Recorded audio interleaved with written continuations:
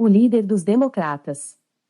Examinemos Rousseau, considerado autoridade suprema pelos democratas.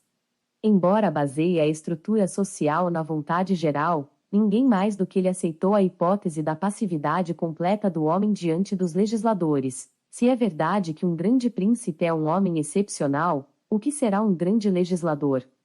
O primeiro só tem de seguir o modelo que o segundo lhe propuser. Este é o engenheiro que inventa a máquina, aquele, somente o operário que a monta e a faz funcionar. E o que são os homens em tudo isso? A máquina que se monta e que funciona ou a matéria bruta da qual a máquina é feita? Assim, entre o legislador e o príncipe e entre o príncipe e os súditos existem as mesmas relações que entre o agrônomo e o agricultor e a terra. Imagine quão acima da humanidade estará o escritor, que lenda sobre os próprios legisladores e ensina-lhe seu ofício nestes termos imperativos. Quereis dar estabilidade ao Estado? Aproximai os extremos tanto quanto possível. Não tolerai nem os ricos nem os mendigos. Se o solo é ingrato ou estéril, ou o campo muito pequeno para os habitantes, voltai-vos para a indústria e as artes e trocai os produtos delas pelos alimentos de que se necessitais. ... Em um solo fértil, onde faltam-vos habitantes, dedicai toda a atenção à agricultura, pois assim podereis multiplicar a população. Abandonai as artes, porque só servem para despovoar a nação. ...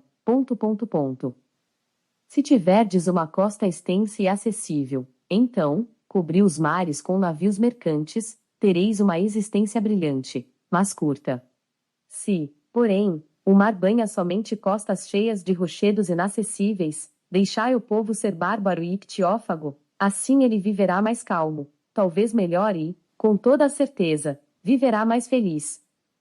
Em suma, e como acréscimo às máximas que são comuns a todos, cada povo possui suas circunstâncias particulares e tal fato por si só gera uma legislação apropriada às circunstâncias.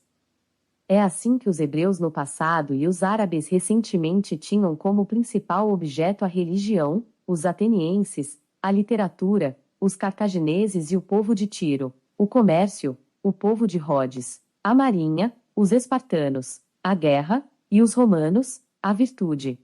O autor de O Espírito das Leis mostrou com que arte o legislador dirige a instituição para cada um desses objetos. ...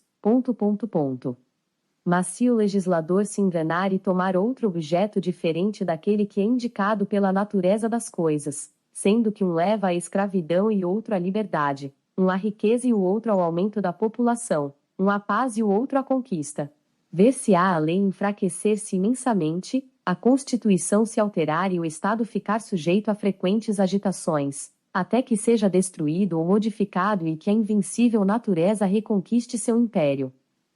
Mas se a natureza é tão invencível que consegue reconquistar seu império, por que então Rousseau não admite que ela não precisava do legislador para conquistá-lo desde o início?